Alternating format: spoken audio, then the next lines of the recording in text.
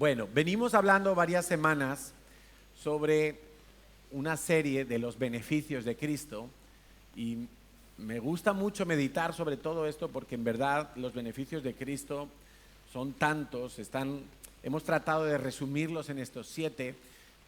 Hoy vamos a hablar del sexto, que es la reconciliación. El título de la predicación de hoy es Amigos para siempre, entre paréntesis, reconciliación.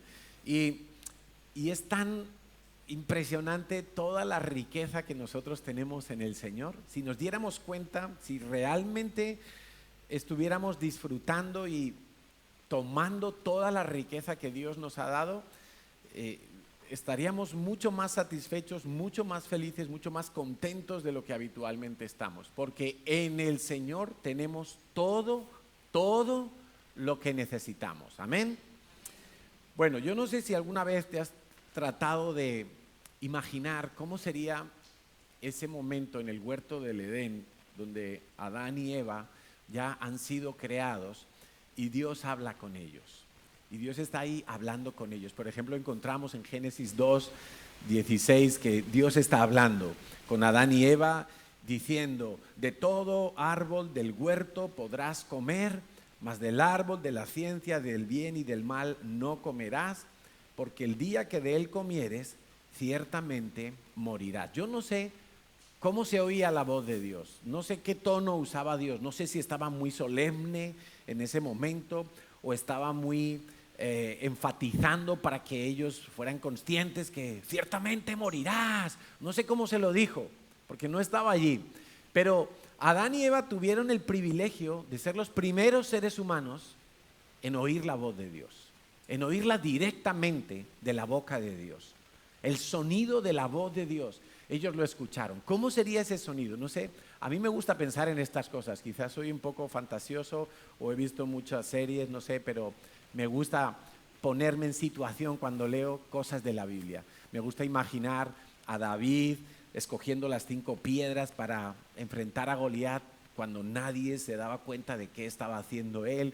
Me gusta imaginar cómo sería la voz de Dios, cómo sería, qué causaría en el corazón, en la mente, en los sentidos de Adán y Eva cada vez que Dios hablaba y les decía y les daba instrucciones y les decía esto sí, esto no, esto de esta manera, y conversaban. Y yo me puedo imaginar a Adán en algún momento diciendo: a ver, Dios, repíteme un momento porque me he perdido, vuélveme a repetir la instrucción. Y Dios hablando con ellos y Adán y Eva contestando a Dios y teniendo una conversación. No era solo que Dios hablaba. O sea, ¿cómo sería ese momento? ¿Qué pozo dejaba en ellos cada vez que Dios hablaba? Y Dios habla ciertamente. Y cada vez que nosotros venimos a la Biblia, nosotros necesitamos estar conectados con el Espíritu Santo, porque si no nos puede pasar como que Dios nos quiere hablar, pero no entendemos el tono, no entendemos el énfasis que Dios está queriendo hacer. Si nosotros leemos la Biblia y es Dios hablándonos, pero es Dios hablándonos en algo que está escrito, para que nosotros podamos oír la voz de Dios, nosotros necesitamos tener al Espíritu Santo mientras estamos leyendo la Biblia, para que no nos ocurra como esos textos de WhatsApp que a veces a uno le autocorrigen, ¿no? Entonces dice: el niño tiene titanes, y quería poner tirantes, ¿no? Estamos viendo pelos y quería decir estamos viendo pelis. Sí, y ¿nos ha pasado eso? Que alguna vez el corrector os cambia la palabra y qué lío para que el otro luego lo borra. ¿Qué escribiste? No, espera, que me equivoqué. Y fue el WhatsApp que nos hizo una mala jugada. O al revés, alguien nos escribe o escribimos un texto, pero claro, la otra persona es la que le pone el tono, porque lo único que recibe es un texto frío, un texto ahí escrito. Entonces no es lo mismo que alguien lea un texto que pone, por favor los de producción, ponerme aquí una pregunta: ¿por qué llegas tarde? Así, una pregunta: ¿por qué llegas tarde? Ainhoa, ¿por qué? Va separado y con acento. ¿Por qué llegas tarde? A ver, ¿lo tenemos ya? es que esto no se lo había dicho. Tú recibes un WhatsApp y te entra este mensaje. A ver, los he visto más rápidos, ¿eh? En el viejo oeste. Madre mía, estoy viendo una serie del oeste y la vida no valía nada allí. O sea, allí el primero que sacaba el rifle, ese. Vale, tú recibes este texto de WhatsApp, pero tú sí conoces la persona que te lo envía, pero no sabes si te lo está diciendo como una simple pregunta, o te lo está diciendo enfadado, o te lo está diciendo, no sé. Entonces es muy diferente leer ¿por qué llegas tarde? Como diciendo, dime qué te ha pasado. ¿Ha sido el autobús? ¿Ha sido las sábanas? ¿Ha sido el despertador? ¿Fue la película de anoche? O quizá alguien cuando lee ese mensaje le pone un tono de enfado y dice, ¿por qué llegas tarde? Claro, tú no sabes la intención del que escribió ese texto, no sabes con qué sentido, con qué entonación te lo está escribiendo. Y entonces se lo pones tú. Y según tú estés, según los filtros que tú tienes, pones una entonación, pero a lo mejor no es la misma que originalmente tenía la intención el escritor. ¿Estamos entendiendo? Entonces hay gente que lee la palabra de Dios sin el Espíritu Santo y entonces según tus propios filtros, tú le pones la entonación a lo que allí está diciendo. Pero sin embargo, si tienes al Espíritu Santo leyendo contigo la palabra de Dios, cobra el sentido que el autor del texto le quería dar. Cobra el énfasis, la entonación correcta. Cuando es una alerta, cuando es una exhortación, cuando es un impulso, cuando es una consolación, cuando es lo que tenga que ser. Entonces, esa voz de Dios que oían Adán y Eva era un privilegio.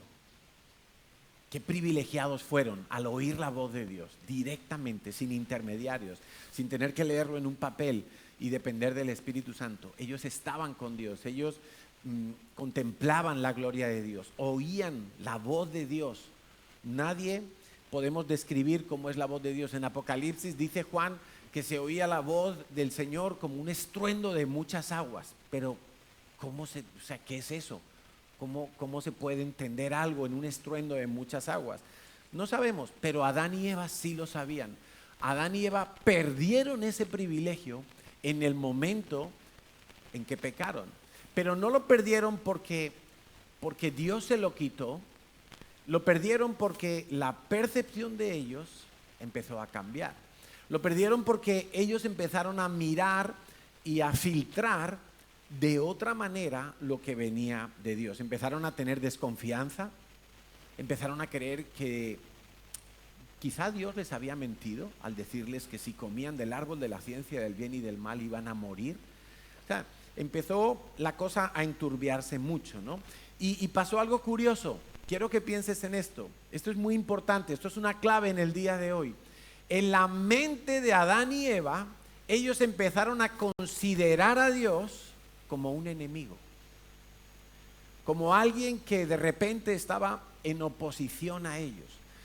Dios no cambió con ellos, Dios siguió siendo el mismo con ellos, pero ellos en su mirada cambiaron quién era Dios. Dice en Colosenses 1:21, y a vosotros también, que erais en otro tiempo extraños y enemigos en vuestra mente. Mira esto, enemigos en vuestra mente, haciendo malas obras, ahora os ha reconciliado. O sea, Dios nunca pensó que tú eres un enemigo de Él. Pero nosotros, cuando estábamos sin Cristo, pensábamos que Dios no nos quería, que Dios era un tipo malo que estaba por allí castigando a la gente, muy descuidado porque dejaba que los niños se mueran de hambre en África. Pensábamos que Dios era el causante de todas las plagas y enfermedades y de todo lo mal que le va al planeta Tierra. Y entonces en nuestra mente nosotros teníamos el concepto de que Dios era un enemigo. No lo veíamos como una amenaza, digamos, pero sí teníamos en nuestra mente a Dios como un enemigo. Mira, si tú aparcas mal en Barcelona y te van a poner una multa, y si no llegas a tiempo, va a llegar la grúa y además de la multa se va a llevar tu coche. Y luego vas a tener que pagar porque la grúa se llevó tu coche y lo puso en un garaje del ayuntamiento. Y normalmente es más cara es más caro el servicio de la grúa que la multa por aparcar delante de un garaje, por ejemplo. Ahora, si tú llegas a tiempo, pagas tu multa, te montas en el coche y te vas. La grúa no se lo llevó. Pero desde ese momento, aunque tú pagues la multa, tú ya a ese policía lo miras como un enemigo. Claro, si es que el Señor Jesús lo dijo, ¿no? Dice, mira, no el Señor, Pablo lo dijo en Romanos, dice, ¿tú quieres no temer la autoridad? Haz lo bueno. Porque cuando haces lo malo y viene la autoridad y te casca, entonces tú dices, la autoridad es mala, la autoridad está como para hacerme daño, la autoridad es mi enemigo, ¿sí? Por eso muchas veces tenemos que cambiar nuestra mentalidad y decir, bueno, no, la autoridad no es mala. Si yo hago lo correcto, yo no tengo por qué tener ningún temor de la autoridad. Recuerdo una vez que en el redil estábamos con los niños y quisimos traer a la Guardia Civil para que vieran cómo es un coche de la policía y las sirenas y las luces y todos los botones que llevan allí dentro y la radio.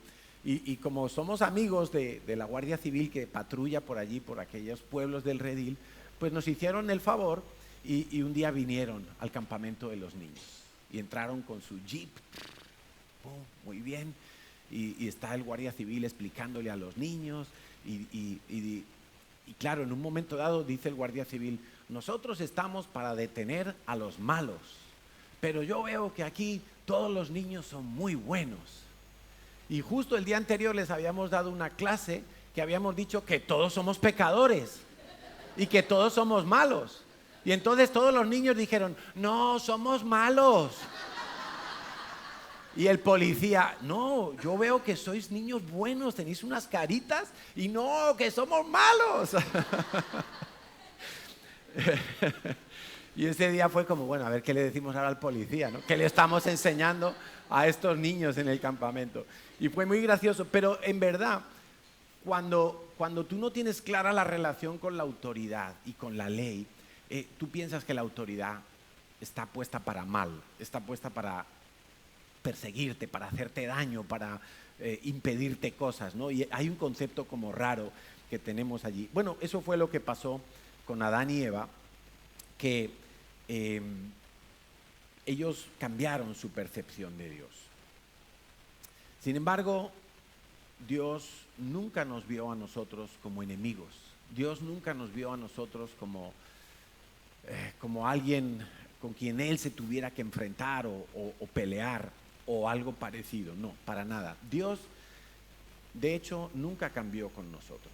Por eso es necesaria la reconciliación de nosotros hacia Dios. No de Dios con nosotros, sino de nosotros con Dios. Porque Dios nunca se enemistó con nosotros. Fuimos nosotros los que en nuestra mente nos enemistamos con Dios. ¿Estamos claros hasta allí? Lo tenemos, ese es el punto. No es como que, oye, un matrimonio, se pelean, se divorcian y entonces se tienen que reconciliar porque este dijo unas barbaridades, porque esta dijo otras barbaridades y entonces los dos se tienen que reconciliar. No, en nuestro caso con Dios no es así. Nosotros hicimos lo malo, nosotros en nuestra mente empezamos a ver a Dios como un enemigo y Dios, viendo todo eso, nos ayuda a que nos reconciliemos con Él. Pero Dios no se tiene que reconciliar con nosotros. Quiero que eso te quede muy claro todo el tiempo de esta mañana. En Romanos 5:12 nos habla la palabra de Dios, por cuanto el pecado entró en el mundo por un hombre y por el pecado la muerte, así la muerte pasó a todos los hombres, por cuanto todos pecaron. Podríamos decir por cuanto todos pecamos en primera persona, ¿no? Y realmente ese es el problema principal que tiene la raza humana. Ese es el problema más grave y que si no se resuelve, de nada sirve intentar resolver el resto de los problemas de nuestra vida. Lo primero que tiene que resolver una persona en su vida es ese pecado que entró desde Adán y Eva, viene en nuestra genética humana, hablando en términos espirituales. Todo ser humano que nace sobre la tierra viene con un gen de pecado y por lo tanto contemplando a Dios como un enemigo. Estoy separado de Dios porque hice algo mal y veo a Dios como un enemigo, como alguien que está puesto allí para estar en contra de mí, ¿sí? En el momento de la caída de Adán y Eva se produce un distanciamiento del ser humano hacia Dios. Dios no se separa de ellos, son ellos los que se separan de Dios, son ellos los que empiezan a esconderse, son ellos los que empiezan a ver diferente, oír diferente. De repente tengo miedo, de repente desconfío, de repente me quiero esconder, ¿sí? Todo cambia en el corazón del hombre, del ser humano, a partir del pecado de Adán y Eva. Cada persona que nace en este planeta, en cualquier continente, en cualquier generación, ha tenido el mismo problema de Adán y Eva. Hemos nacido pensando que Dios está puesto para hacernos algo malo, que Dios está puesto como un enemigo. Y eso está en la mente del ser humano. En el Antiguo Testamento vemos que Dios establece un sistema de reconciliación. Y el sistema era por medio de la expiación de los pecados. La palabra expiación en el Antiguo Testamento es kafar, o con P, kapar. Y de allí viene la fiesta de Yom Kippur, que es el día de la expiación. Expiar era simplemente sacrificar un animal para que mis pecados fueran traspasados a ese animal. Ese animal era el culpable en ese momento, por eso tenía que morir. Y yo quedaba libre de la culpa. Y entonces el resultado de la expiación, el fruto que viene después, es que yo he sido reconciliado con Dios. Pero esa era una expiación débil y por lo tanto una reconciliación frágil y endeble y débil igualmente, porque todo dependía de cuánto tiempo iba a estar sin pecar ese sacerdote o ese ciudadano de Israel. ¿Cuánto tiempo iba a estar sin pecar? Porque en el momento en que volviera a pecar, necesitaba volver a hacer otra expiación, porque de nuevo tenía que ser reconciliado con Dios. No era una reconciliación perpetua. Todo dependía de hasta cuándo se volvería a repetir el ciclo, porque el ser humano iba a volver a fallar. Claro, pero vemos el concepto, es lo mismo. De hecho, en el Antiguo Testamento la misma palabra se utiliza para expiar y para reconciliar. La misma palabra. ¿Por qué? Porque con la expiación el resultado era que yo ya me podía reconciliar, ¿sí? Esto es algo así como bueno, si yo me quiero reconciliar con alguien, yo le pido perdón y entonces ya están las bases para poderme reconciliar. Una vez que he sido perdonado, entonces se facilita la reconciliación. Si no hay perdón, ¿cómo voy a intentar la reconciliación? Bueno, es lo mismo. La expiación tenía como fruto la reconciliación. Entendamos un poquito este cuadro, no es muy difícil, pero dice en Hebreos capítulo 10, versículo 11, y ciertamente todo sacerdote está día tras día ministrando y ofreciendo, ¿cuántas veces? Muchas veces los mismos sacrificios que nunca pueden quitar los pecados. ¿Por qué? Porque esas expiaciones que se hacían, esos sacrificios que se hacían muchas veces, solamente podían cubrir temporalmente una serie de pecados concretos, de acciones pecaminosas concretas, hasta la siguiente vez que el hombre volvía a pecar, o que esa familia, o que esa tribu, o que esa nación volvía a pecar. Entonces, por eso se tenían que volver a repetir los sacrificios. Ahora, Dios hizo algo maravilloso. Dios hizo algo extraordinario. Dios dijo, bueno, yo no quiero que la relación que los israelitas tienen conmigo sea interrumpida cada vez que hay un pecado. Yo no quiero que que esto sea como un divorcio y un reencuentro todo el tiempo en un ciclo repetitivo. No, vamos a hacer algo que sea definitivo, vamos a hacer algo que sea para siempre, algo que sirva para todos los pecados. Y ahí entra Jesucristo. Y entonces sigue diciendo en el versículo 12, ahí mismo en Hebreos 10, dice, pero Cristo, habiendo ofrecido una vez para siempre, di conmigo, para siempre. Es muy importante que tú recuerdes que lo que hizo Cristo es para siempre. No se puede volver a crucificar a Jesucristo. No se puede volver a pedir a Dios que haga algo para solucionar el pecado. Ya se hizo una vez para siempre, un solo sacrificio por los pecados. Dice, entonces ya se ha sentado a la diestra de Dios. Dice el versículo 13, de ahí en adelante, esperando hasta que sus enemigos sean puestos por estrado de sus pies, porque con una sola ofrenda, escucha, que viene lo bueno, con una sola ofrenda hizo perfectos para siempre a los santificados. Ahí estamos tú y yo, santificados, apartados para Dios. Él nos buscó, dijo, estos son para Dios, para el Padre, con una sola ofrenda, para siempre, para siempre. Dice el 15, y nos atestigua lo mismo el Espíritu Santo, porque una de las funciones del Espíritu Santo es estar aquí, ahora, contigo y conmigo y con cada creyente a lo largo del planeta, en cualquier punto cardinal del planeta, y el Espíritu Santo está refrescando la verdad de Dios, atestiguando dentro de nosotros, diciendo, porque después de haber dicho, este es el pacto que haré con ellos después de aquellos días, dice el Señor, pondré mis leyes en sus corazones, en sus mentes las escribiré, y añade, nunca más me acordaré de sus pecados y transgresiones, pues donde hay remisión de estos, ya no hay más ofrenda por el pecado. Bueno, entonces lo que nos está diciendo Dios es que Él provee un sacrificio perfecto, una expiación perfecta, completa, eterna, para que tu reconciliación con Dios sea perfecta, completa y eterna. Ay, pero ¿y si mañana vuelvo a pecar? Se hizo la provisión completa, se hizo, está hecha. Está hecha para que nunca vuelvas a considerar a Dios como un enemigo en tu mente. Para que nunca mires a Dios pensando que Dios está enfadado contigo. Ahora, si somos honestos, yo creo que muchas veces hemos pensado eso. Dios está enfadado conmigo. Dios está decepcionado conmigo. Dios está con la mosca detrás de la oreja conmigo. ¿Por qué?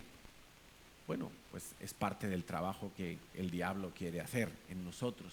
Que no creamos que con una sola ofrenda Jesucristo nos hizo perfectos para siempre. Para siempre. No hasta la siguiente vez que peco. No, para siempre. Esto es algo que tiene que revolucionar tu mente. Esto es algo que tiene que llevarte a una conversión rica, voluntaria, donde tú disfrutes de esa reconciliación perfecta, completa y eterna que Jesús propició para ti. Segunda de Corintios 5, del 17 al 20, dice así: de modo que si alguno está en Cristo, esto no lo sabemos, nueva criatura es, las cosas viejas pasaron, todas son hechas nuevas. Muy bien, dice el 18, y todo esto proviene, lo inicia, es una iniciativa que Dios toma, no es algo que hizo el ser humano. No es, vengo aquí con mi corderito, vengo al templo de Jerusalén, se lo doy al sacerdote para que lo sacrifique y con esa sangre mis pecados, los de mi familia, mis hijos, entonces quedan limpios. No, es algo que proviene de Dios. Dios lo inicia y Dios provee el cordero y Dios lo establece. Dice, y todo esto proviene de Dios, quien nos reconcilió consigo mismo por Cristo. O sea, tú fíjate la generosidad de Dios. Yo es que no dejo de asombrarme de la generosidad de Dios, porque esto es como yo traiciono a Dios. Además de traicionar a Dios, de traspasar sus mandamientos, resulta que empiezo yo a ver a Dios como un enemigo, como alguien malo. Y Dios dice, este Carlitos es más bobito, es tan torpe, no ve, no entiende, me pinta a mí como el enemigo cuando es él el que lo ha hecho mal. Reconciliar conmigo para que vuelva a disfrutar del Padre, para que vuelva a tener amistad conmigo, para que salga de ese engaño tan asqueroso en el que ha caído. ¿Tú te das cuenta de la generosidad de Dios? Dios dice, todo esto proviene de Dios, quien nos reconcilió consigo mismo por Cristo, y no solo eso, nos dio el ministerio de la reconciliación. Bueno, ahí está. Es el ministerio de la reconciliación, es la lamparita. Tú ahora eres una lamparita que se ha encendido y tú alumbras, y si pudiéramos apagar y dejar este local a oscuras, solo con esta lamparita todos podríamos encontrar la salida. Ahora, si cada uno tuviéramos una lamparita, mucho más claridad tendríamos. Bueno, este es el ministerio de la reconciliación. Que en tu calle haya luz, que en tu trabajo haya luz, que tu familia vea luz y digan, hombre, este sabe por dónde pisa. Quizás se conviertan, quizá no, pero se nos ha encargado a nosotros. No puede ser de otra manera. Si de verdad tú te has reconciliado con el Padre y tú sabes que te has reconciliado con el Padre, el ministerio de la reconciliación lo tenemos que hacer nosotros, y es mucho más fácil de lo que parece. No tenemos que ser grandes predicadores, no tenemos que saber dar un mensaje encima de la caja allí en el Arco del Triunfo, no. Se trata de que mostremos la luz, porque la luz es Jesús, no somos nosotros la luz es Jesús, nosotros somos el candelero, y que Jesús se pueda poner sobre nosotros y que la gente vea a Jesús en nuestras vidas. Entonces dice, nos dio el ministerio de la reconciliación. 19, que Dios estaba en Cristo reconciliando con Dios, consigo, al mundo entero. ¿Cómo? No tomándoles en cuenta a los hombres sus pecados, y nos encargó a nosotros la palabra de la reconciliación. Así que somos embajadores en nombre de Cristo, como si Dios rogase por medio de nosotros. Os rogamos, está diciendo Pablo a los Corintios, en nombre de Cristo, reconciliados con Dios. Bueno, mira, no sé si has captado que aquí hay algo muy interesante, y es que ¿qué es antes? ¿El perdón o el arrepentimiento? Es una pregunta muy interesante, y seguramente podríamos pasar horas viendo diferentes aristas de esta situación, pero yo quiero que pienses una cosa. A veces hemos tenido un problema con alguien y hemos estado como peleados, distanciados, sin hablarnos, sin comunicación, sin reconciliación. Y entonces nos enseñan en la iglesia, bueno, perdona a tus enemigos. Y la típica reacción nuestra suele ser, bueno, ¿y si me lo vuelve a hacer? Es que si yo le perdono y él sigue en lo mismo y sigue hablando mal de mí y no me devuelve el dinero.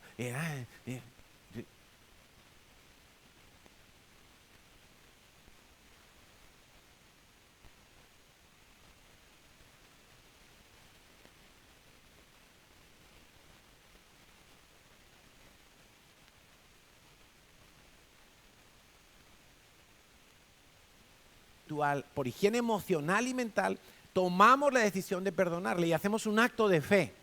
Señor, yo perdono a mi jefe que no me paga las horas extras. Perdono a mi jefe, Señor. Es un ladrón, me está robando, pero yo lo perdono, Señor.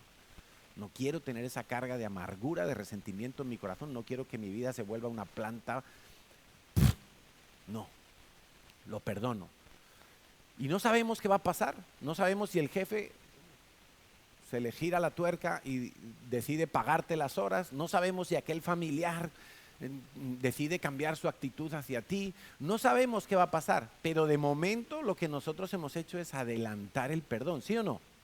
Y muchas veces, cuando la gente se entera de que nosotros nos hemos humillado y hemos activado el perdón, eso provoca que alguien después se arrepienta y diga, "Ah, pues si yo le hice el daño y me está perdonando, ¿pero esto qué es? Bueno, pues me voy a reconciliar con esa persona". Lo dejo ahí en el aire porque si lo piensas bien, en el fondo es lo que hizo Dios. Dios ofrece el perdón antes de que tú te arrepientas. Dios envía a su Hijo a la cruz, hace una ofrenda por el perdón de tus pecados antes de que tú te arrepientas. La provisión está disponible antes de Dios ver tu reacción, antes de que tú nacieras. Y Dios lo prepara todo. De manera que si alguien quiere arrepentirse, ahí está el sacrificio. Ahí está el sacrificio.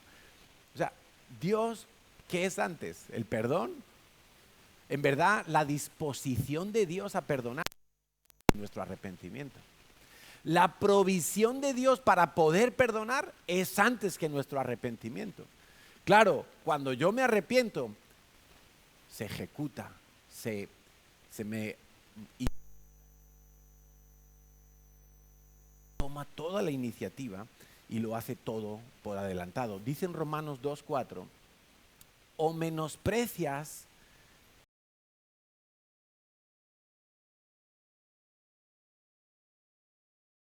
y longanimidad, ignorando que su benignidad te guía al arrepentimiento. ¿Cuál es la benignidad de Dios? Haber enviado a Jesucristo a la cruz.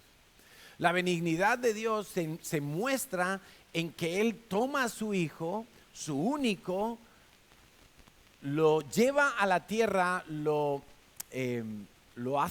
humaniza y lo convierte en un cordero inmolado por tus pecados. Entonces, lo que nos está diciendo el apóstol aquí es, oye, ¿tú vas a ignorar esto? ¿Tú vas a ser tan descarado que vas a ignorar lo que Dios ha hecho por ti? ¿No te das cuenta que ya Dios tomó la iniciativa? ¿No te das cuenta que Dios está dispuesto a perdonarte? Te ofrece el perdón antes de que tú te arrepientas. ¿Por qué lo hace? Porque espera que cuando tú sepas que envió a Jesús a la cruz, tú digas, me tengo que arrepentir. Esta es la oportunidad de oro, es única. Es más, no hay ninguna otra oportunidad, no hay ningún otro medio, ningún otro camino, solo en Jesucristo. Sigue diciendo ahí en Romanos 5, del 8 al 11, mas Dios muestra su amor para con nosotros en que, siendo aún pecadores, Cristo murió por mí. Puedes decir ahí, por mí. Cada uno puede decir, por mí. Cristo murió por mí. Dios, vamos a hacer un ejercicio. Vamos a leer esto en primera persona. Entonces, vamos a leer todos, Dios muestra su amor para conmigo. Venga, vamos a decir, a ver. Dios muestra su amor para conmigo en que, siendo aún pecador, Cristo murió por mí. ¿Lo entiendes? Cuando tú eras pecador, cuando tú ni siquiera contemplabas a Dios, y si lo contemplabas lo veías como, este me mira mal, este tiene algo contra mí. Si Dios existe, ¿por qué se murió mi papá? ¿Por qué pasó tal cosa? ¿Por qué? Cuando antes de recibir a Cristo nosotros teníamos esa visión de Dios. Desconfiábamos, éramos como Adán y Eva, exactamente igual. Ahora, dice la Biblia, dice Dios, mas Dios muestra su amor contigo, que cuando tú estabas mirando mal a Dios, cuando tú todavía veías a Dios como alguien sospechoso de no ser tan puro, tan verdadero, tan fiel, tan limpio, tan honesto, aún en esas circunstancias, Dios envió a su Hijo a morir por ti, por tus pecados.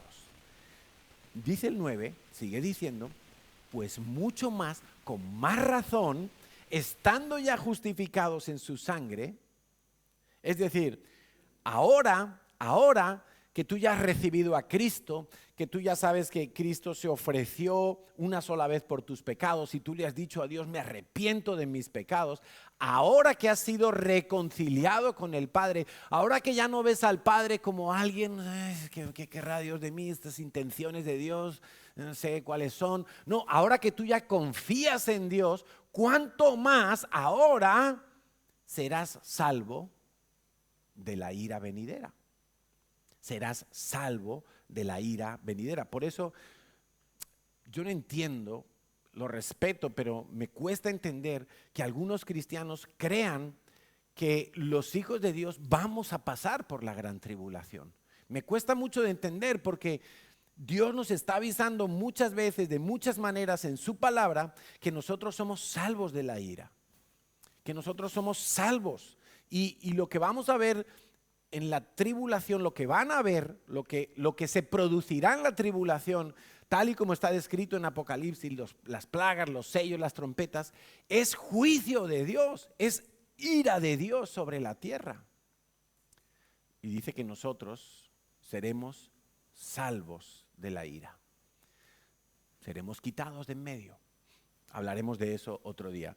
Dice el versículo 10, porque si siendo enemigos fuimos reconciliados con Dios por la muerte de su Hijo, mucho más, estando ya reconciliados, que ese es tu estado actual, si tú tienes a Cristo en tu vida, si tú has nacido de nuevo, tú estás reconciliado con Dios. Quiere decir que tienes que estar disfrutando de la amistad con Dios. Tienes que estar disfrutando de la amistad con Dios. No puede ser que tú digas que eres cristiano, pero que estés enfadado con Dios.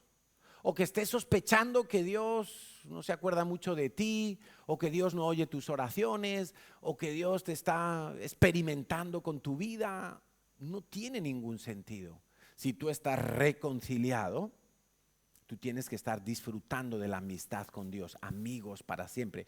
Entonces dice, mucho más, estando reconciliados, seremos salvos por su vida. Y no solo esto, sino que también nos gloriamos en Dios por el Señor nuestro Jesucristo, por quien hemos recibido ahora la reconciliación. Ahora, yo sé, me consta, a mí me ha pasado en algunas etapas de mi vida que yo no he podido disfrutar de la amistad con Dios. En algunos momentos de mi vida yo he caído en alguno de estos 4 errores o obstáculos que yo te voy a mencionar ahora para que la reconciliación sea algo experimental en tu vida. 4 obstáculos que a veces vamos a tener que enfrentar y resolver para poder experimentar que la reconciliación es algo real en nuestras vidas, que somos amigos de Dios. Que somos amigos de Dios. Ahora, yo quiero que pienses por un momento en tu mejor amigo. ¿Quién es tu mejor amigo? ¿Quién es tu mejor amiga? Quizá es un familiar, quizá es tu papá o tu mamá, quizá es alguien con quien estudiaste desde niño. ¿Quién es tu mejor amigo? Seguramente, si tú tienes que hablar con tu mejor amigo o tu mejor amiga para contarle un problema, tú no miras la hora. Tú solamente dices, yo sé que mi amigo va a contestar el mensaje, me va a recibir la llamada. Si voy a su casa y quiero hablar, sé que me va a abrir la puerta. Si es tu mejor amigo, ¿verdad? Probablemente al revés también. Si él viene y te quiere buscar y tiene un problema y necesita ayuda de algún tipo, o simplemente llorar o simplemente conversar, tú le vas a recibir porque es tu mejor amigo. ¿Cómo no le voy a hacer eso a mi mejor amigo? Bueno, quiero que sepas que Dios tiene que ser tu mejor amigo. Dios tiene que ser tu mejor amigo. Dios está disponible siempre. Dios está disponible en todas las circunstancias, cualquier época del año, de madrugada, de día, de noche.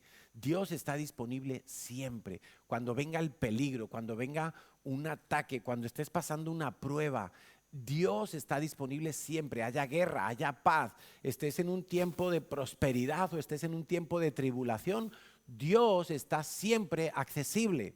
Dios quiere que lo sepas, Dios quiere que lo recuerdes, pero a veces incurrimos en alguno de estos 4 errores. El primero, creer que Dios no quiere ser mi amigo. Nos olvidamos. A veces creemos que Dios es el creador, es el juez, es el vigilante, es el director de la orquesta, pero nos olvidamos de que Dios no solo quiere ser mi amigo, es que Dios quiere que yo sea amigo de Él, que yo le vea a Él como mi mejor amigo. Es que Dios no tiene ningún problema conmigo. En la palabra de Dios tú vas a encontrar que el deseo de Dios es que tú estés cerca de Él. Mira, cuando Jesús hablaba con sus discípulos, les tuvo que aclarar esto. Porque en la época de Jesús, cuando los discípulos seguían al maestro, eso era como una relación muy de clases, ¿no? El maestro, los discípulos. El maestro está aquí arriba, es intocable, una reverencia absoluta. Y los discípulos aquí abajo. Pero en Juan 15 nosotros vemos que Jesús en una corta conversación le dice 3 veces a sus discípulos lo siguiente. Juan 15:13. Nadie tiene mayor amor que este, que uno ponga su vida por sus amigos. Amigos. Vosotros sois mis amigos. Mira, Jesús les estaba como dando la vuelta a esa manera de pensar que a veces consideramos de Dios, como que sí, quizá Dios es el proveedor, quizá Dios es el que me defiende, quizá Dios es muchas cosas, pero me cuesta acercarme a Dios y verle como un amigo, un amigo. Y el salmista decía que hay amigos que son más cercanos y con un amor más entrañable, más puro y más fuerte que tu propio hermano de sangre. Entonces dice, vosotros sois mis amigos si hacéis lo que yo os mando. El 15, ya no os llamaré siervos porque el siervo no sabe lo que hace su señor. Esto es un dato muy importante. O sea, y es así, el siervo, el esclavo, no se entera de dónde salió el Señor. El Señor no le tiene que dar explicaciones al esclavo. Oye, que me voy a jugar al golf, vengo a las 3 de la tarde. No, simplemente sale. Y el esclavo lo que tiene que hacer es que esté todo listo, porque cuando vuelva su Señor, sea a las 12, la 1, las 2 o las 3, todo tendrá que estar listo. Entonces dice, el Señor le dice a sus discípulos, yo ya no os llamaré siervos, porque el siervo no sabe lo que hace su Señor, pero os llamaré amigos, porque todas las cosas que oí de mi Padre, os las he dado a conocer. Y esto es algo demasiado importante.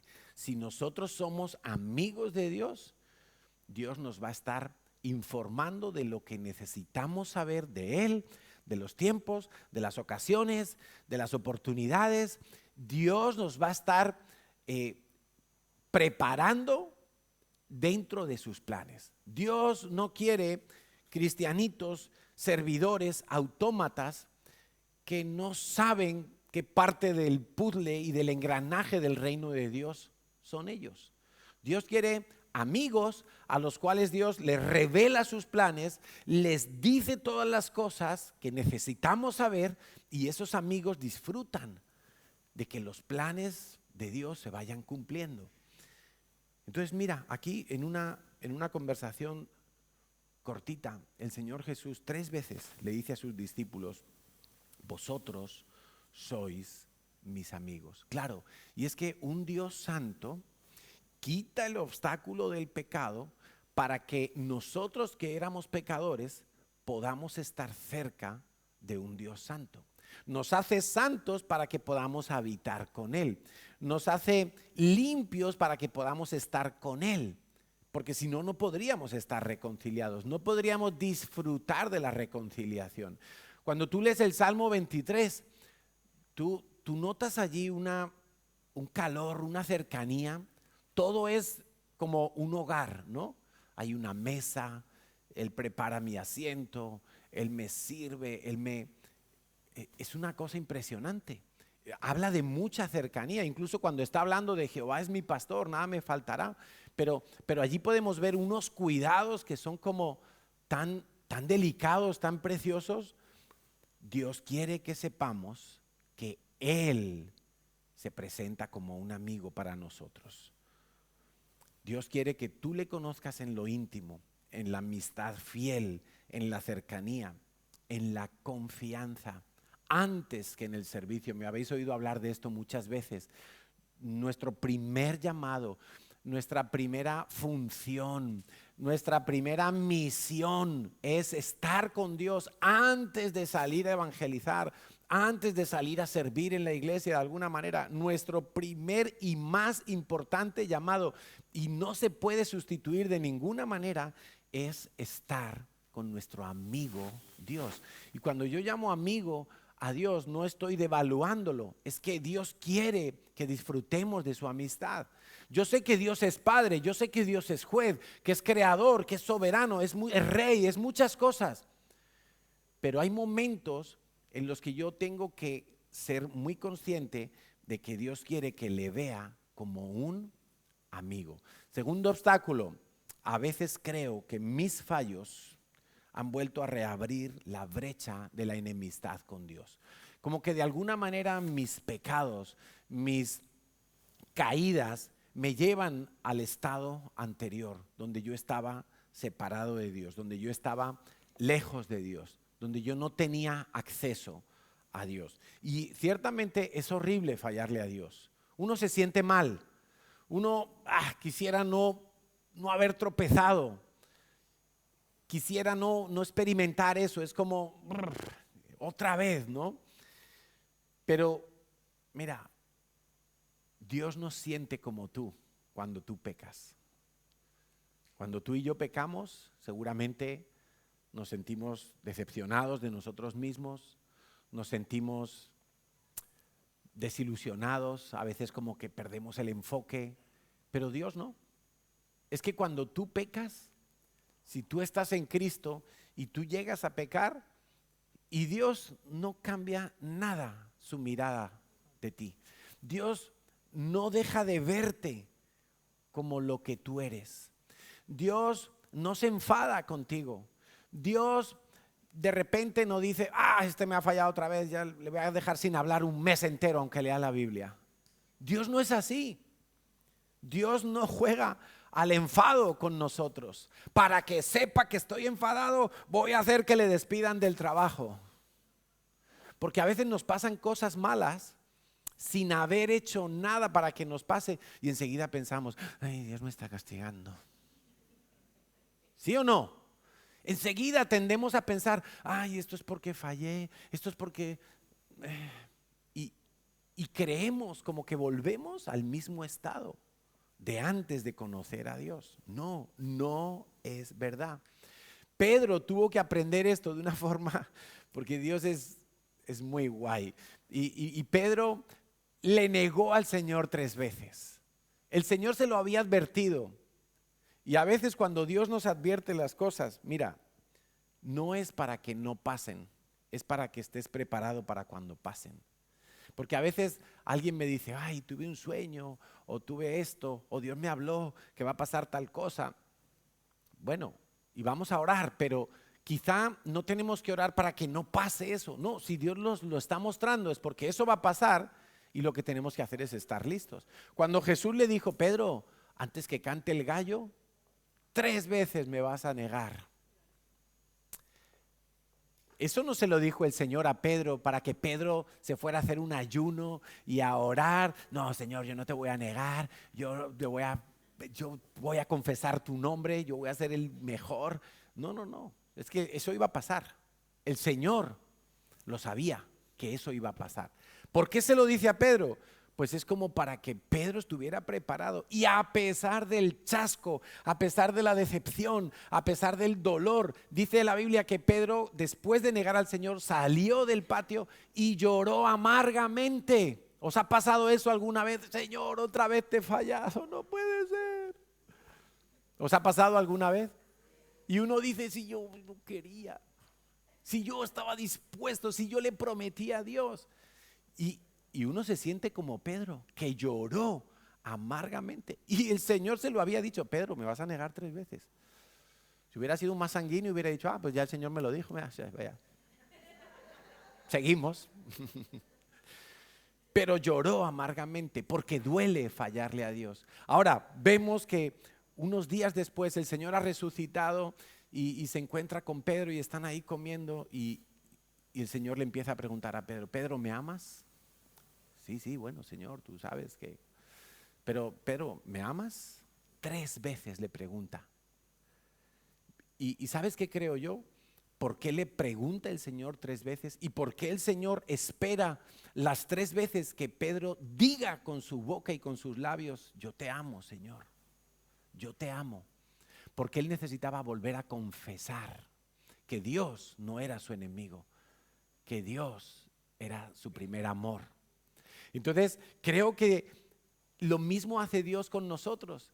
A veces fallamos, sí, nos sentimos muy mal, pero Dios sigue proveyendo todo lo necesario para que tú le veas como un amigo. Y a veces lo único que necesitas es empezar a declarar tu amor por Dios, aún cuando acabas de pecar.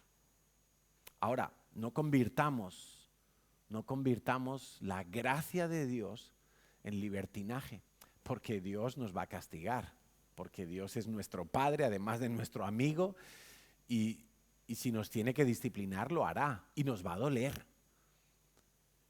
Pero qué tremendo es, creo que es cuando más sentido tiene que tú le digas a Dios, Señor, te amo. Porque mira, si de repente, no sé, si de repente te sale un trabajo nuevo y tu nómina es el doble de lo que venías cobrando y tú ese día le dices a Dios, ay, papito Dios, cuánto te amo. Sí, está muy bien, está genial. ¿Quién no le diría a Dios cuánto te amo, no? Pero el día que todo lo has hecho mal, el día que has fallado estrepitosamente, el día que has incumplido tus promesas a Dios, ese día que estás en el barro y que tú desde el barro le digas, Señor, gracias por no cambiar conmigo, gracias, te amo. Esas palabras tienen más sentido todavía. Esas palabras tienen más distancia de amor que las otras. Es muy fácil amar a Dios cuando todo te va bien. Bueno, no sé si es muy fácil, pero creo que es más fácil. Pero cuando tú sabes que has metido la pata y todavía, por la gracia de Dios, puedes comprobar que Dios sigue siendo fiel contigo, que Dios no ha cambiado contigo, porque por el sacrificio de Jesús se resolvió tu problema del pecado y en ese momento tú puedes volver a acercarte a Dios. Oh, madre mía. Pero el diablo quiere que pensemos que la brecha de la enemistad ha vuelto a abrirse cada vez que fallamos. No es verdad. Dios, escucha esto, Dios no se enfada contigo cuando tú pecas. Dios tiene misericordia de ti. Y cuando te mira, a pesar de haber pecado, Él ve la sangre de Jesús en tu vida y Él dice, bueno, a ver cuándo se levanta a ver cuándo se levanta y se da cuenta que todavía el camino está abierto, todavía el acceso está libre. A ver, venga, Carlos, deja de llorar. Y Carlos de repente, ay, sí, hay un lugar donde yo puedo ir, mi Padre me ama. Tercer bloqueo que a veces se nos produce, oír lo que el mundo dice de Dios. Y esto es algo bastante frecuente. Y esto es algo con lo que todos tenemos que lidiar y luchar. ¿Por qué? Porque vivimos en el mundo y constantemente estamos oyendo lo que el mundo dice acerca de Dios. Dice Santiago 4:4, oh almas adúlteras, ¿no sabéis que la amistad del mundo es enemistad contra Dios? Contra Dios. Cualquiera pues que quiere ser amigo del mundo se constituye enemigo de Dios. Ahora, ¿cómo funciona esto? Si la reconciliación que Dios ha provisto para nosotros es perfecta, es completa y es eterna, ¿cómo puede ser que si yo me hago amigo del mundo, de repente me posiciono como enemigo de Dios? Bueno, pues es que precisamente lo que el mundo me va a decir es como el diablo le dijo a Eva. Dios te ha dicho, pero no, Dios te ha mentido, eso no es así. Entonces, cuando tú empiezas a tener demasiado contacto con el mundo te va a empezar a decir o que Dios no existe, o que si Dios existe no es como te lo pintan, o que si Dios existe, ¿por qué pasa tal y tal cosa? Yo no sé si a ti te ha pasado, pero hay momentos que después de hablar con ciertas personas no creyentes, uno queda como raro, uno queda como desconectado de Dios, como con pocas ganas de confiar ciegamente en el Señor.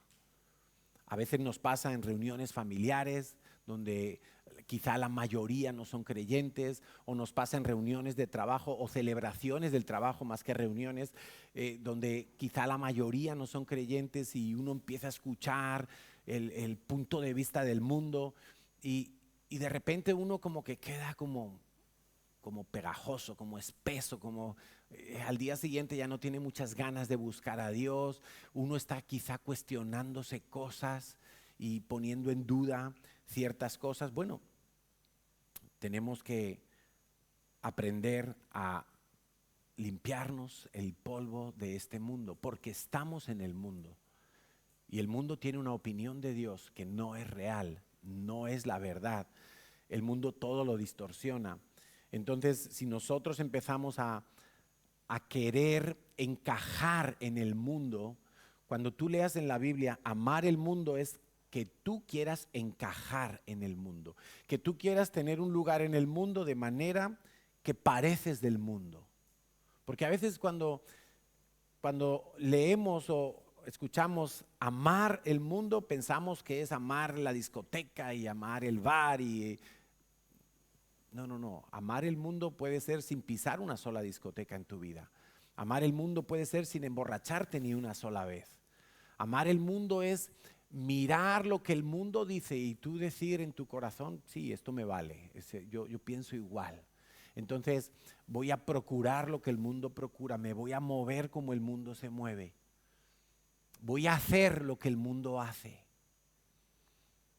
Y entonces nos empezamos a volver mediocres y tibios con el Señor. Mezclamos un poquito de santidad con un poquito de inmundicia. Venimos a la iglesia quizá y levantamos nuestras manos y entonces cogemos la lámpara y en la iglesia la encendemos y la tenemos en lo más alto, pero en cuanto salimos de la iglesia metemos la lámpara en el bolsillo, ya nadie sabe que somos cristianos, o si somos cristianos es muy tenuemente, ya prácticamente no se ve, no se nota. Estamos dispuestos a cambiar nuestros principios, mezclamos un poquito de mentira con un poquito de verdad, un poquito de lujuria lo empezamos a aceptar, un poquito de envidia, de hipocresía, de resentimiento, de rebeldía, de chisme. Y empezamos como a aceptar ciertos comportamientos, ciertas letras de canciones, ciertas formas de entender la vida y empiezan a impregnarnos. Y cuando nos damos cuenta, estamos como con una visión de Dios que resulta que ya Dios está como para ponerme problemas. Ya Dios no es mi amigo, sino que es como un obstáculo para lo que quiero hacer. Cuando tú empieces a ver que Dios es como un obstáculo, tienes que revisar y tienes que sacudirte. El polvo de este mundo ha impregnado demasiado tu vida. Hueles a mundo. El cuarto y último obstáculo es que a veces no queremos ser amigos de Dios porque ser amigos de Dios requiere ponerse de acuerdo con Dios. Y este es un grave problema. No querer ponerme de acuerdo con Dios es un grave problema. Porque en mi entendimiento de la palabra de Dios, cuando Dios me regala el poder reconciliarme con Él, es para que yo me ponga de acuerdo con Él en todo. No para que Él se ponga de acuerdo conmigo, para que yo me ponga de acuerdo con Él en todo. Entonces Dios empieza a mostrarme, cuando yo quiero ser amigo de Dios y cuando me acerco a Dios y Dios empieza a hablar conmigo, y yo empiezo a hablar con Él, entonces Dios me empieza a mostrar algunas cosas que quizá en mi criterio las veía de una manera, pero Dios me empieza a mostrar que eso no está bien. Aquí le llamamos ponerle nombre a las cosas. Aquí le llamamos, ¿sí?, ponerle nombre al pecado. Y a mí me gusta mucho ese ejercicio de ponerle nombre al pecado que yo tengo. Y creo que sería algo muy saludable que cada uno de nosotros aprendiéramos a ponerle nombre a nuestro pecado, a nuestra herencia, a nuestra iniquidad, a nuestra maldición. Que aprendamos a ponerle nombre, que no nos dé susto, porque si nos da susto nunca vamos a poder confesarlo ni trabajarlo correctamente. Entonces tenemos que ponerle nombre a las cosas, porque hay muchos pecados que se camuflan. Y se camuflan muy bien, se ponen una chaquetita y parecen del Barça, pero son del Real Madrid. O al revés. O al revés. Entonces, por ejemplo, una persona que pide muchas cosas prestadas, ay, déjame estos zapatos, déjame tu raqueta de tenis, déjame tu coche, déjame. Eso en verdad está escondiendo un pecado de codicia, porque eso es codicia. ¿Sabes que la codicia es cuando yo veo, por ejemplo, a Natalia con su botella de agua roja, ¿ves? A ver, levántala, Natalia. Sí. Y si yo tengo envidia de Natalia, yo veo su botella y voy a la tienda y me compro la misma botella. Eso es envidia. Pero si yo tengo codicia, yo le voy a decir, Natalia, préstame tu botella, por favor, que tengo mucha sed. Yo podría ir y comprarme la misma o otra de otra marca, pero quiero despojar a Natalia para tenerlo yo. Eso es codicia. Es el mismo objeto, pero yo quiero tenerlo y que ella no lo tenga. Eso es codicia. Entonces a veces cuando estamos pidiendo muchas cosas prestadas, hemos aprendido que ahí hay una raíz de codicia. Y entonces ya no es como, ay, me voy a quitar el vicio de pedir cosas prestadas. Sí, está bien que te lo quites, pero es que tienes que renunciar a la codicia. Hay que ponerle nombre a las cosas. Tú tienes que estar de acuerdo con Dios en que hay un pecado que se llama codicia y que te hace daño y que no debe de estar en tu vida. No perdonar es pecado. No perdonar es pecado. No respetar a mis padres es deshonrarlos. Ignorar a mis padres es deshonrarlos. Es decir, no los estoy honrando. No tratar bien a mis padres es deshonrarlos, es decir, no los estoy honrando. Y el mandamiento es honra a tu padre y a tu madre. Es que mi padre fue muy malo, bueno, vamos a ver cómo vivimos ese proceso, pero si Dios lo puso allí, es lo que tú necesitas vivir. Y tienes que ponerle nombre a las cosas. Tener miedo al futuro es incredulidad. Es incredulidad, familia. Entonces, hay ciertas cosas que se nos vienen camufladas. Por ejemplo, tener mucha timidez puede ser un orgullo que se está camuflando con la máscara de la timidez. Porque la timidez puede ser el reflejo de, ay, ¿qué van a pensar de mí? Y si me equivoco al hablar, voy a quedar como un tonto. Claro, me preocupa tanto mi imagen que en el fondo es orgullo. Entonces, ojo con esas cosas porque puede ser una raíz de orgullo. Hay que aprender a ponerle nombre a las cosas. No amar la visión de la iglesia es división. Y a veces cuando escuchamos una predicación sobre la división y decimos, no, yo no tengo división. Pero cuando tú estás en una iglesia y no amas la visión, amar la visión, no conocerla, amar la visión de la iglesia, entonces tú estás en división, porque hay dos visiones, la de la iglesia y la que tú tienes. No, es que a mí me parece que la reunión es muy larga. No, es que a mí me parece que la alabanza está muy alta. Es que a mí me parece que el diezmo no. Es que a mí me parece que Israel no sé qué. Es que a mí los campamentos, es que yo no me gustan las células. Me gusta la iglesia, pero no las células. Perdona, tener otra visión es división. Y tenemos que aprender a ponerle nombre a las cosas. Yo tengo que aprender a ver si soy tacaño o si soy generoso. Normalmente es una pregunta incómoda cuando no la solemos hacer, ¿no? ¿Tú eres tacaño o generoso? ¿Qué va a decir la gente? Sí, yo soy un tacaño, pero vamos. No, nadie va a contestar que es tacaño. Todo el mundo va a decir, como mucha gente he oído decir, yo no tengo problema con el dinero. Pues te vamos a enseñar a ponerle nombre a tu problema. Todos amamos el dinero en alguna manera. Entonces, tenemos que aprender a estar de acuerdo con Dios. Dios tiene la razón y no la va a cambiar.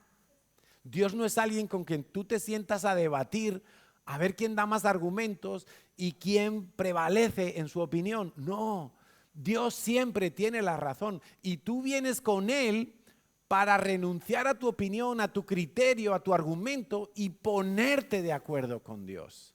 Y eso nos cuesta. Y eso puede ser un impedimento para yo disfrutar de esa reconciliación ganada por Cristo en la cruz para mí. Ponerme de acuerdo con Dios es aceptar su verdad. Ponerme de acuerdo con Dios es cuando yo digo amén, ¿sabes? Cuando yo digo amén, estoy diciendo, Señor, estoy de acuerdo con tu palabra.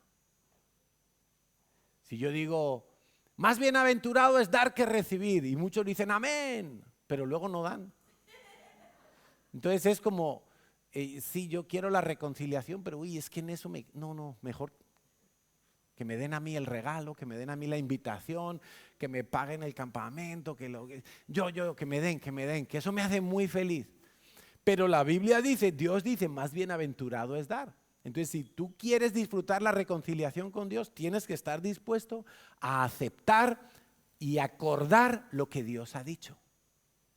No puedes venir con ningún argumento en contra de lo que Dios ha dicho. No puede ser, no puede ser. Bueno, entonces os quiero dejar un reto para esta semana. Mientras viene, os quiero dejar un reto para esta semana. La palabra de Dios nos enseña, hay varias partes en Romanos, en Gálatas, vemos a Jesús que en uno de los momentos más difíciles de su vida, en los 33 años que estuvo en la tierra, vemos a Jesús en el momento más crítico en el Getsemaní, cuando está solo orando de noche, cuando llega el momento en que lo van a apresar, y Él se dirige a Dios como Padre, pero no solo como Padre, sino como papá. Utiliza un término allí que es Abba. Vamos a escribirlo aquí, por favor, producción, Abba, con 2 Bs. Abba, en hebreo significa papá. Hemos estado en Israel muchas veces y escuchamos a los niños hebreos pequeñitos en un centro comercial, en un museo, y ellos se dirigen a su papá, Abba. Lo demás ya no lo entiendo, pero el Abba lo he oído muchas veces. Y el Ima significa mamá. Entonces ellos, Abba, y a lo mejor le están pidiendo la botellita de agua o simplemente que lo lleve al baño a hacer pipí. Abba. Jesús, en el momento más duro de su vida en la tierra, Él está hablando con el Padre y está diciendo Abba. Entonces yo quiero invitarte a que esta semana tú ores cada día, independientemente de si te has portado bien o mal, y te dirijas a Dios como Abba, como papá. No es una falta de respeto. Evidentemente tiene que haber reverencia en tu corazón, porque esa es la gran diferencia en cuanto a la actitud como te acercas a Dios. Pero que sepas que Dios quiere que tú le veas como alguien totalmente cercano, accesible. Que Dios quiere que tú le veas como un amigo.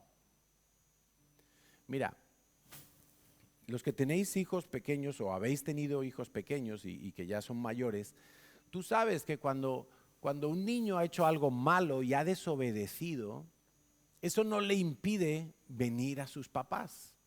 Y quizá viene con lágrimas en los ojos y quizá viene con pesar, pero se acerca. Mamá, tengo hambre, ¿me das la merienda? ¿Sí? No se va a quedar con hambre. Igual va a acercarse y va a pedir. O quizá va a venir y va a pedir perdón porque hizo algo mal y ya se ha dado cuenta. Pero lo más importante es que nuestros hijos saben que siempre pueden venir a los papás. Ahora, Es verdad que a veces como papás nosotros nos enfadamos. Ay, otra vez tiró el vaso y lo rompió y toda la cocina sucia y qué sé yo. Pero Dios no es así. Dios no se va a enfadar. Dios siempre te va a estar recordando por su Espíritu Santo que Él se ofrece a ser tu amigo y que tú puedas acercarte y que tú puedas disfrutar. Es que tú puedes disfrutarlo como amigo, como tu mejor amigo, como el amigo más cercano, como tu papá. Entonces el reto de esta semana es que te vas a acercar a Dios y le vas a llamar papá. Quizá algunos además van a estar experimentando mucha sanidad en cuanto a su paternidad biológica, porque a lo mejor no ha habido una buena relación en ese sentido en el hogar. Pero el primer paso para que en tu vida natural se restaure la sanidad es que tú te restaures con papá Dios también y aprendas a verle como un papá. Y te atrevas por fe a llamarle papá. Y cuando tú le llames papá, tú vas a confesar, como hizo Pedro, que le amas. A lo mejor llevas una semana sin orar. A lo mejor le has fallado a Dios en 20 cosas. Pero atrévete a decirle: Señor, yo te amo. Papá, te amo a ti. Y vengo a ti. Y me acerco a ti.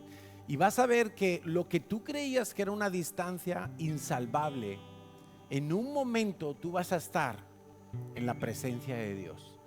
Vas a estar junto a Él. Quizá vas a tener que hacer también algunos cambios y dejar de ser un poco Marta, atareada, y sentarte a los pies. Lo hemos cantado esta mañana: no hay lugar más alto que estar a tus pies. Así es como estaba María, la hermana de Marta, a los pies de Cristo. Y había mucho por hacer, pero en ese momento lo más importante era estar a los pies de Cristo. Ya habrá tiempo de otras cosas. Lo primero siempre tiene que ser lo primero. Lo más importante siempre tiene que ser lo primero que tú hagas. Siempre. Esto es un principio universal para todo, para el trabajo, para la familia, por supuesto para la relación con Dios. Lo más importante siempre tiene que ser lo primero. Y a veces creemos que lo más importante es hacer la comida o conectarnos a internet, a ver algo y hacer una transferencia. No hay nada más importante, nada, absolutamente nada, que buscar al Señor. Entonces, el reto son dos cosas. Me voy a acercar a papá y le voy a decir que le amo. Qué tarea tan sencilla. Para algunos va a ser difícil, porque quizá van a tener que luchar con alguno de estos 4 bloqueos. Y van a pensar: no, es que no sé si Dios confía en mí, o todavía veo a Dios ahí como raro. Hazlo por fe, hazlo por fe. El Señor Jesús lo hizo. Abba, Padre. El Espíritu Santo ha sido puesto dentro de ti para que tú también puedas llamar Abba, papá, a ese Dios todopoderoso que quizá te has acostumbrado a verlo como un juez que está esperando a que falles para traer una sentencia sobre tu vida y castigarte terriblemente. Y Dios quiere que sepas que eso no es así. El castigo fue sobre Jesús. Todos tus errores Jesús pagó por ellos. Dios quiere que tú le veas como un amigo, como alguien cercano, como alguien que te ha perdonado, que sigue abierto al perdón, porque quiere que tú disfrutes de una reconciliación completa. Dice Efesios 3, 11 al 12. Y quiero que lo leas esta semana todos los días, cuando vayas a orar. Está hablando de Jesús. Efesios 3, 11 y 12. Y dice que en Jesús tenemos seguridad y acceso con confianza por medio de la fe en Él. Es en Cristo Jesús que yo tengo seguridad y acceso con confianza. ¿Acceso a dónde? Acceso al Padre, acceso al lugar santísimo, acceso al secreto de Dios, acceso a la intimidad con Dios. Y dice Hebreos 4:16, te vas a leer los dos versículos, Efesios 3, 11 y 12 y Hebreos 4:16. Acerquémonos pues confiadamente al trono de la gracia para alcanzar misericordia y hallar gracia para el oportuno socorro. El trono de la gracia es como el Amazon del reino de los cielos. Ahí encuentras todo lo que tú necesitas. Tienes acceso Prime, tienes entrega inmediata, tienes todos los beneficios. Es el Amazon del reino de los cielos, el trono de la gracia de Dios. ¿Qué necesitas? Necesitas fortaleza, necesitas consuelo, necesitas sabiduría, dirección, dinero, necesitas aprender a perdonar, necesitas entender las escrituras, necesitas oír la voz de Dios, necesitas un abrazo, necesitas... ¿Qué necesitas? Lo tienes en el trono de la gracia. Y tienes confianza para entrar. Dios dice, el que no entra es porque no quiere. Porque en Cristo Jesús tienes el acceso. Está despejado el camino. Tienes para entrar. Ven cuando quieras, a cualquier hora, a cualquier día. ¿Has fallado? Ven. ¿Lo has hecho bien? Ven. ¿Le cumpliste a Dios? Ven. ¿Le fallaste a Dios? Ven. Entra. Y cuando estés allí, le dices, Abba, te amo. Tú sabes que te amo, Señor, a pesar de que te fallo, a pesar de lo torpe que soy. ¿Lo vas a hacer? Si lo vas a hacer, tu vida va a cambiar. Tu perspectiva de Dios va a cambiar. Dios quiere que cambie. Dios quiere que dejes de verle como una amenaza, como un enemigo, como alguien que te impide hacer cosas, que te pone demasiadas leyes, No, Dios quiere que sepas que Él es tu amigo, que todo lo que te enemistaba con Él ha sido resuelto. Dios no te mira mal, Dios no piensa mal de ti. Dios sigue con la mano tendida. Dios sigue diciendo, buscadme y viviréis. Dios sigue diciendo, el que viene a mí no le rechazo. Dios sigue amándote. Dios sigue viendo la sangre de Jesús sobre tu vida. Gracias a Dios.